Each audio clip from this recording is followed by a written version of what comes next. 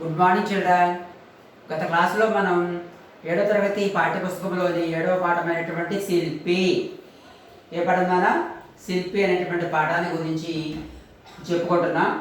దానిలో అన్ని పద్యాలు అయిపోయాయి, ఇంకా చివరి పద్యం అవుతున్నది. అయితే దీన్ని రచించిన కవి ఎవరో చెప్పాం, గుర్రం జాషువా గారు అని చెప్పేసి చెప్పుకున్నాం. ఈయన శిల్పి యొక్క గొప్పతనాన్ని గురించి ఎంతో అద్భుతంగా రాయడం అనేది కూడా మనం ముందు పోయంలో చూసుకున్నాం. అవునా? శిల్పి ఎంత గొప్పవాడు, ఆయన శిల్పాలు చెక్కినటువంటి శిల్పాలు ఎంత అద్భుతమైనటువంటివి, అలాగే శిల్పి చేతిలో ఉన్నటువంటి గురి ఎంత అద్భుతమైనటువంటిది, దానికి ఎంత కవి అలంకార రచన ఏ విధంగా చేయగలడో శిల్పి కూడా అంతకంటే కూడా అందంగా శిల్పాన్ని చెక్కగలడు అనేటువంటి విషయాన్ని కూడా, నైపుణ్యాన్ని కూడా మనకి తెలియజేయడం జరిగింది. ఓకేనా? ఒకసారి ముందు పద్యాలకు భావాలని ఒకసారి గుర్తు చేసుకుందాం, ఆ తర్వాత చివరి పద్యానికి వెళ్దాం. ఓ శిల్పి, మనసు సిగురించేటట్లు ఒక నల్లరాతిలో భయంకరమైన సింహాల తలను చెక్కావు. భూమి మీద కనిపించే కొండల్లోని రూపాలను ఎన్ని విధాలుగా చూస్తావో కదా. బండరాయిగా ఉన్నప్పుడు వాటిని ఎవరు చూడదని, అలాగే ఆ రాయిని తన యొక్క చేతిలో ఉన్నటువంటి అద్భుతమైనటువంటి ఉలిచేత చెక్కి అక్కడ ప్రతిష్ఠిస్తే ప్రతి వాళ్ళు కూడా దాన్ని ఎంతో దేవతా విగ్రహాలుగా చూస్తారనే విషయాన్ని కూడా మనం చెప్పుకున్నాం. రెండోది, మెత్తనైన నీ చేతి సుత్తి దెబ్బలతో ఎన్ని దేవాలయాలు బయటపడ్డాయో. మనకు యావత్ భారతదేశంలో ఉన్నటువంటి ప్రతి దేవాలయము, ఆ దేవాలయంలో చెక్కే స్తంభాలు, ఆ స్తంభాల మీద చెక్కినటువంటి శిల్పాలు, దేవతా విగ్రహాలు, అవన్నీ కూడా రాయిగా ఉన్నప్పుడు ఎవరు కూడా దాని జోలికి వెళ్ళినటువంటి వారు కాదు. అదే రాయిని రకరకాలైనటువంటి శిల్పాల మీద పూల గుత్తులు కానీ, బొమ్మలు కానీ, దేవతా విగ్రహాలు కానీ, చిత్రాలు కానీ, ఇవాళ అన్నీ చెక్కేసరికి ప్రతి ఒక్కరు కూడా పవిత్రమైనటువంటి వాటిగా పూజిస్తున్నారనే విషయం కూడా మనకి తెలిసింది. ఆ విషయము ఎవరి యొక్క చేతిలోంచి పనిముట్టులోంచి బయటపడింది? శిల్పి యొక్క పనిముట్టు అయినటువంటి ఉలి అనేటువంటి ఇనుప పనిముట్టు నుంచి బయటపడ్డాయి. ఒకనాడు వ్యర్థంగా పడి ఉన్న ఎన్నో బండలకు నీ వల్లనే పసుపు కుంకాలతో, మరి బండరాయిగా ఉన్నప్పుడు వాటిని ఎవరు కూడా కనీసం కన్నెత్తి వాటి వైపు కూడా చూడరు. అదే బండరాయిని చక్కగా అందమైన దేవతా విగ్రహాలుగా చెక్కి అక్కడ వాళ్ళు ప్రదర్శించినట్లయితే ప్రతి ఒక్కరు కూడా పసుపు కుంకాలతో పూజ చేస్తున్నారు అని కూడా మనం చెప్పుకోవడం జరిగింది. అంటే ఆ బండలను శిల్పి దేవతామూర్తులుగా మలిచాడన్నమాట, ఏర్పాటు చేశాడన్నమాట. మూడవది, కవికలానికి ఉండే అలంకార రచనా శక్తి నీ ఉనికి కూడా ఉంది. కవికి కవితలు రాసేటువంటి శక్తి కళానికి ఎలా ఉందో శిల్పికి ఆ బండరాలను అందమైనటువంటి విగ్రహాలుగా చెక్కేటువంటి శక్తి తన యొక్క ఉనికి ఉందని కూడా చెప్పుకున్నాం. ఒకవేళ లేకపోతే కఠినమైనటువంటి రాతి స్తంభాలతో, పాషాణం లాంటి రాతి స్తంభాలలో పూసిన లేత కొమ్మలను అంటే పూల గుత్తులను ఎలా చెక్కగలిగావు అంటున్నాడు.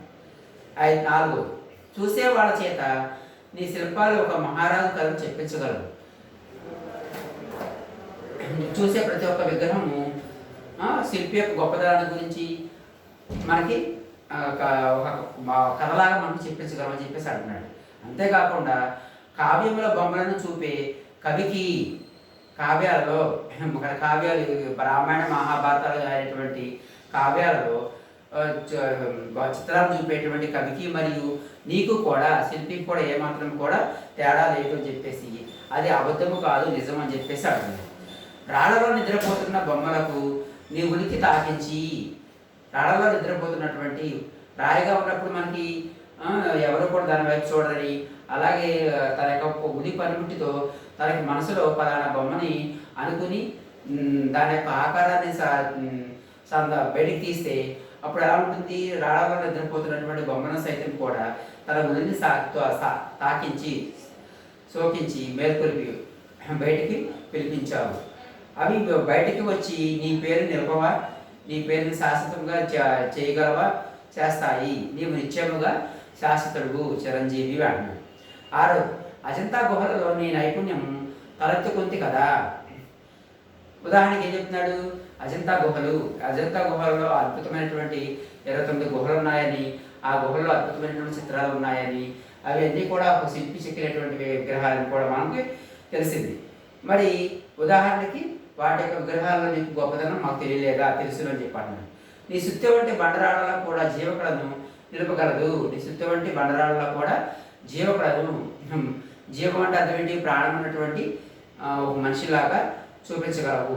నీ సుత్తిలో నుంచి మానవ విగ్రహాలు పుడతాయి. ఓ శిల్పి శ్రేష్ఠుడా, నువ్వు పుణ్యమూర్తి. సింహాలు నీ బొమ్మల దగ్గర చక్కదనాన్ని పొందుతాయి.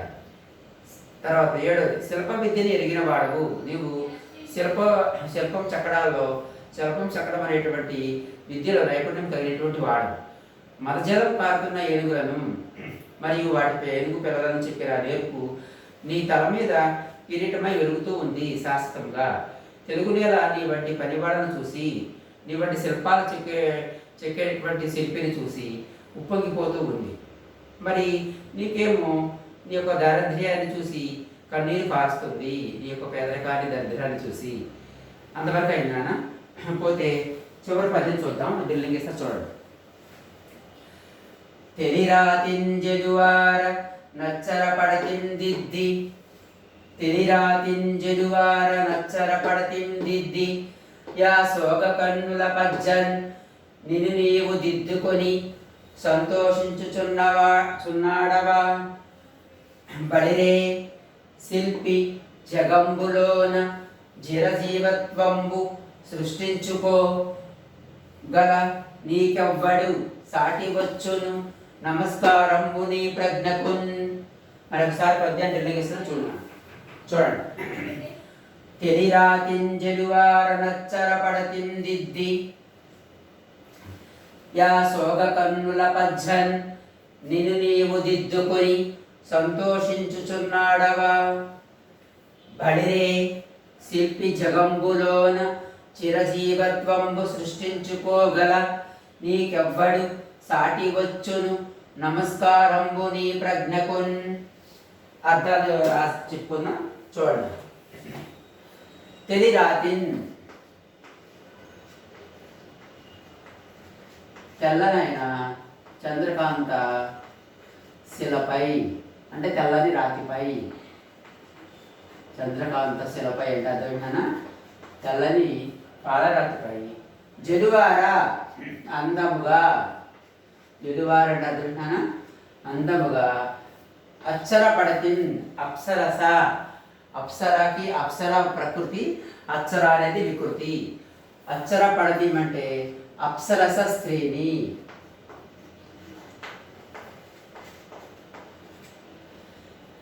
దిద్ది చెక్కినాడు. తెల్లనైనటువంటి రాతి మీద అందంగా ఉన్నటువంటి అప్సరస స్త్రీని చెక్కినావు. అంతేకాకుండా యా సోగ కన్నుల, ఆ పొడవైనటువంటి కన్నుల, ఆ పొడవైన తన కన్నుల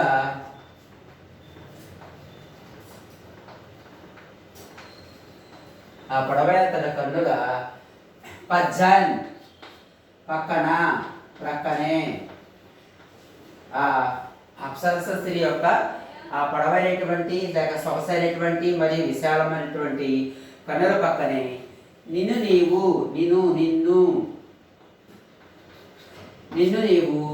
దిద్దుకొని మలచుకొని. దిద్దుకొని అంటే అర్థం మలచుకొని.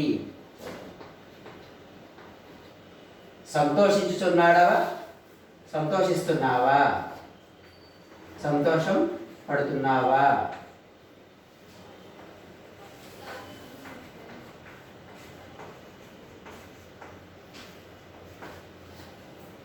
బడిరే ఎంత అద్భుతము, ఎంత ఆశ్చర్యము.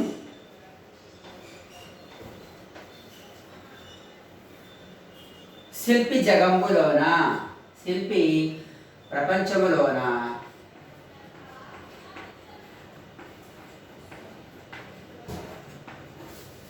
చిరజీవత్వంబు శాశ్వతమైనటువంటి లేక శాశ్వతత్వాన్ని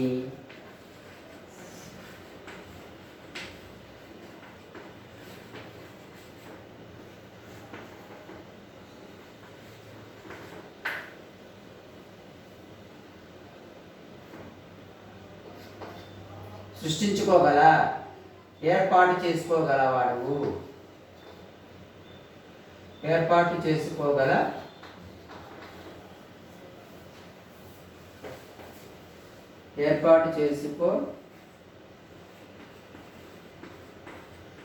గలిగిన వాడవు. మరి అలాంటి నీకు ఎవడు సాటి వచ్చును? నీకు అలాంటి నీకు సాటి ఎవరు కూడా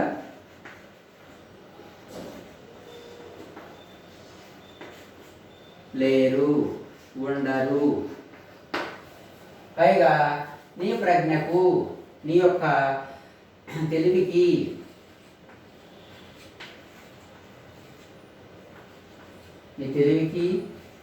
నీ మేధాశక్తికి నమస్కారములు నమస్కారాలు అని చెప్పేసి అంటున్నాడు. ఓకేనా? చూడండి ఒకసారి మళ్ళీ మీనింగ్ చెప్తున్నాను. తెలివారం తెల్లనైనటువంటి చంద్రకాంత శిలపై, అంటే తెల్లని రాతిపై జనువార అందముగా అచ్చరపడితే అక్షరస స్త్రీని దిద్ది చెక్కినటువంటి వాడవు. ఆ అందమైనటువంటి అక్షర స్త్రీ యొక్క శోభ కన్నుల, ఆ విశాలమైనటువంటి లేక పొడవైనటువంటి తన కన్నుల పక్కనే నిన్ను నీవు దిద్దుకొని మలుచుకొని సంతోషిస్తూ ఉన్నావా? బడిరే అద్భుతము, ఆశ్చర్యము. మరి శిల్పి జగంబులోన, శిల్పి ప్రపంచంలోన చిరజీవత్వము, శాశ్వతత్వాన్ని పొందుతాడు మరియు పొందగల, అంటే సృష్టించుకోగలిగినటువంటి వాడు. మరి అలాంటి నీకెవరిని సాటి వచ్చును? నీకు ఎవరు కూడా సాటి సమానమైనటువంటి వారు ఎవరు కూడా లేరు అంటున్నాడు. అంతేకాదు నీ ప్రజ్ఞకు, నీ యొక్క తెలివికి లేక ప్రతిభకు నమస్కారాలు అని చెప్పేసి అంటున్నాడు. బాగుంచండి. తెల్లని రాతిలో అప్సరసను సృష్టించి ఆమె విశాల నేత్రాలకు పక్కగా నిన్ను నీవు మలచుకుని సంతోషపడుతున్నావా? బడా శిల్పి ప్రపంచంలో శాశ్వతత్వాన్ని కల్పించుకోగల నీకెవ్వరు సాటి వస్తారు? అందుకనే నీ యొక్క ప్రజ్ఞకు, తెలివికి, ప్రతిభకు, నీ బుద్ధికి నమస్కారం అని చెప్పేసి అంటున్నాడు. ఓకేనా? ఇంతటితో శిల్పి పాఠం ఎంతో అద్భుతంగా ఉంది కదా. శిల్పి గురించి కవి వాడినటువంటి పదాలు కానీ, ఆయన రాసినటువంటి వాక్యాలు కానీ ఎంతో అద్భుతంగా శిల్పి యొక్క గొప్పదనం గురించి తెలియజేయడం అనేది జరిగింది. ఇంతటితో శిల్పి పాఠం అనేది కూడా పూర్తయింది నాన్న. తిరిగి తర్వాత క్లాసులో తర్వాత పాఠంలో కలుసుకుందాం. ధన్యవాదాలు.